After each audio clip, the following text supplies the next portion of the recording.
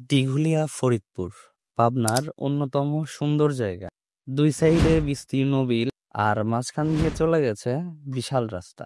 বৃষ্টির এই সময়টায় রাস্তার উপরেও পানি এসে রাস্তা ডুবে থাকে, আর সেটা দেখতে অনেকেই প্রতিদিন এখানটায় আসে প্রকৃতির অপরূপ সৌন্দর্য উপভোগ করতে। আর আজকে আমাদের গন্তব্য তাই দিঘুলিয়া ফরিদপুর। সময় বিকাল 4।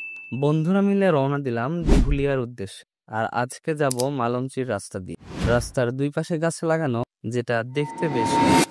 দিঘুলিয়ার ওই স্পেসিফিক জায়গায় যাইতে সময় লাগলো প্রায় 1.5 ঘন্টার মতো। ওখানকার রাস্তা বেশি ন্যারো হওয়ায় গাড়ি থেকে নেমে ভ্যানে উঠল। একটা বিষয়, এখানকার মানুষের বেশিরভাগ বাড়িতে গরুর পাশাপাশি ঘোড়া আছে, যেটা দিয়ে হয়তো তারা জমি থেকে ফসল নেয়ার কাজ করে। আচ্ছা, ভ্যানে থেকে নেমে আরেকটু হেঁটে গেলাম নৌকার কাছে। সেখানে একটা ইঞ্জিন চালিত নৌকা ভাড়া করে উঠলাম। জনপ্রতি খরচ হলো 50 টাকা।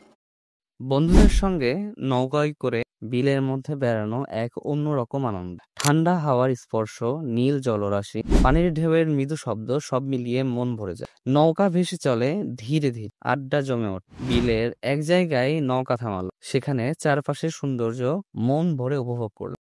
সন্ধ্যা নেমে আসলে মাঝি নৌকা ঘুরিয়ে দিল। এই যাত্রা শুধু ভ্রমণ নয়, বরং বন্ধুত্ব ও প্রাকৃতিক সৌন্দর্যের এক অনন্য মিলন। আল্লাহ হাফেজ।